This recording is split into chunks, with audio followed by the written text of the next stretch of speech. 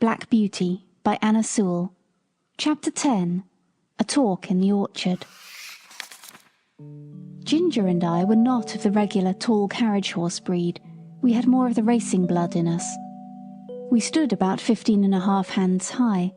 We were therefore just as good for riding as we were for driving, and our master used to say that he disliked either horse or man that could do but one thing, and as he did not want to show off in London parks, he preferred a more active and useful kind of horse.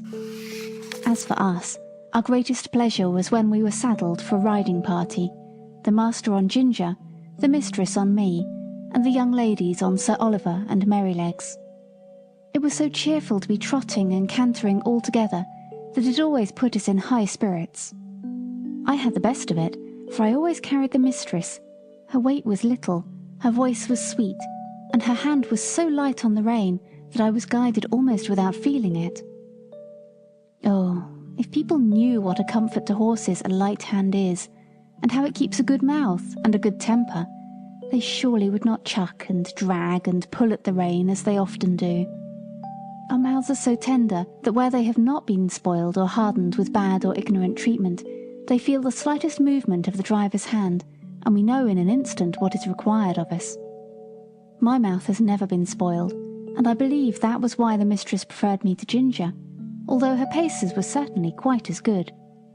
She used often to envy me, and said it was all the fault of breaking in, and the gag bit in London, that her mouth was not so perfect as mine. And then old Sir Oliver would say, "There, there, don't vex yourself. You have the greatest honour. A mare that can carry a tall man of our master's weight, with all your spring and sprightly action, does not need to hold her head down because she does not carry the lady.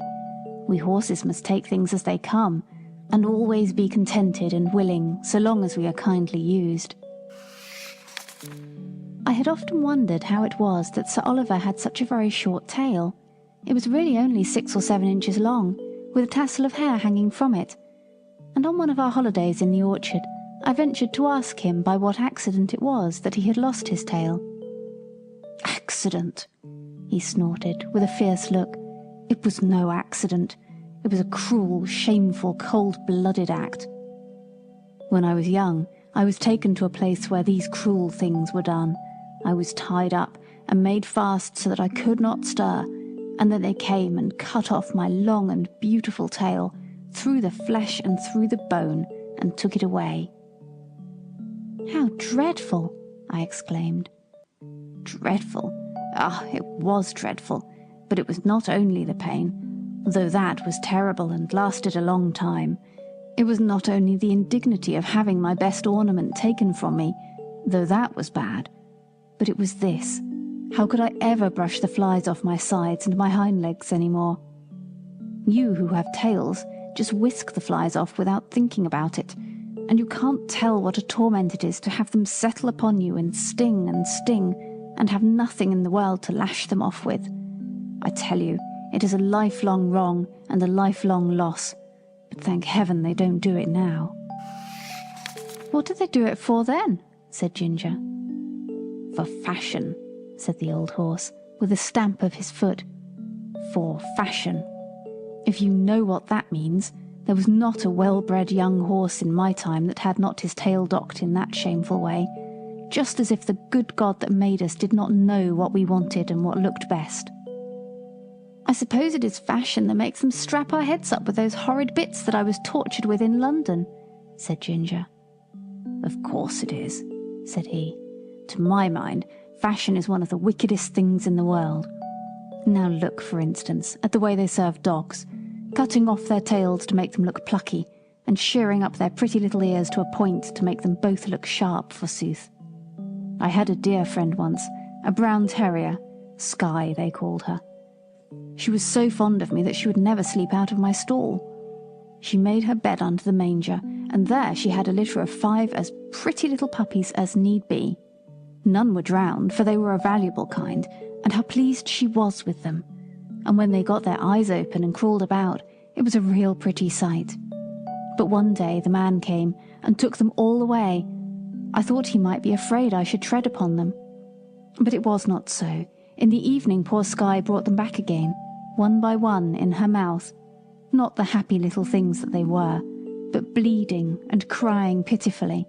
They had all had a piece of their tails cut off, and the soft flap of their pretty little ears was cut quite off. How their mother licked them, and how troubled she was, poor thing. I never forgot it.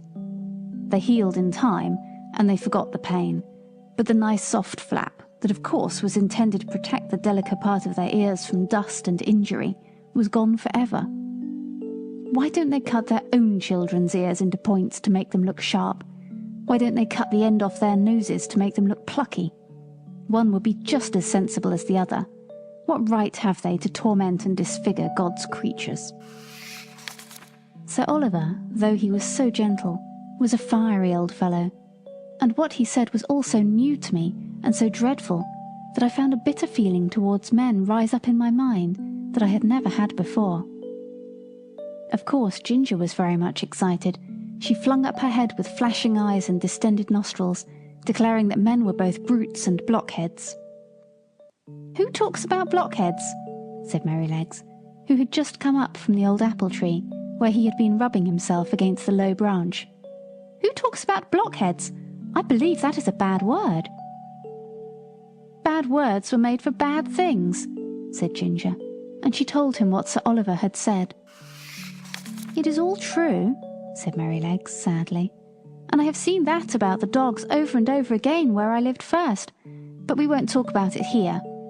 You know that Master and John and James are always good to us, and talking against men in such a place as this doesn't seem fair or grateful.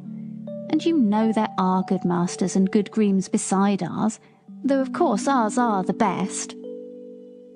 This wise speech of good little Merrylegs, which we knew was quite true, cooled us all down, especially Sir Oliver, who was dearly fond of his master. And to turn the subject, I said, "Can anyone tell me the use of blinkers?" "No," said Sir Oliver shortly, "because they are no use." "They are supposed," said Justice, the roan cob, in his calm way, "to prevent horses from shying and starting, and getting so frightened as to cause accidents." "Then what is the reason they do not put them on riding horses, especially on ladies' horses?" said I.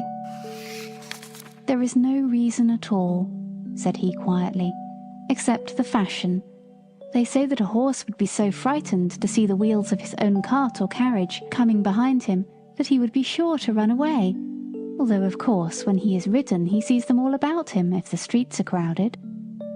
I admit they do sometimes come too close to be pleasant, but we don't run away. We are used to it and understand it, and if we never had blinkers put on, we should never want them. We should see what was there and know what was what, and be much less frightened than by only seeing bits of things that we can't understand. Of course, there may be some nervous horses who have been hurt or frightened when they were young, who may be the better for them, but as I was never nervous, I can't judge." "I consider," said Sir Oliver, "that blinkers are dangerous things in the night. We horses can see much better in the dark than men can, and many an accident would never have happened if horses might have had the full use of their eyes. Some years ago, I remember, there was a hearse with 2 horses returning one dark night, and just by Farmer Sparrow's house, where the pond is close to the road, the wheels went too near the edge, and the hearse was overdrowned into the water. Both the horses were drowned, and the driver hardly escaped. Of course, after this accident, a stout white rail was put up that might be easily seen, but if those horses had not been partly blinded, they would have themselves kept further from the edge, and no accident would have happened. When our master's carriage was overturned, before you came here, it was said that if the lamp on the left side had not gone out, John would have seen the great hole that the road-makers had left. And so he might, but if old Colin had not had blinkers on, he would have seen it, lamp or no lamp, for he was far too knowing an old horse to run into danger. As it was, he was very much hurt, the carriage was broken, and how John escaped nobody knew." "I should say," said Ginger, curling her nostril, "that these men, who are so wise, had better give orders that in the future all foals should be born with their eyes set just in the middle of their foreheads, instead of on the side. They always think they can improve upon nature and mend what God has made. Things were getting rather sore again, when Merrylegs held up his knowing little face and said, "I'll tell you a secret. I believe John does not approve of blinkers. I heard him talking with Master about it one day. The Master said that if horses have been used to them, it might be dangerous in some cases to leave them off. And John said he thought it would be a good thing if all colts were broken in without blinkers, as was the case in some foreign countries. So let us cheer up and have a run to the other end of the orchard. I believe the wind has blown down some apples, and we might just as well eat them as the slugs." Merrylegs could not be resisted, so we broke off our long conversation and got up our spirits by munching some very sweet apples, which lay scattered on the grass. End of chapter 10. Thank you for listening to Relaxing Storytime. If you've enjoyed this episode, please feel free to share it. Also, make sure to subscribe so you don't miss out. Be sure to check out our other videos.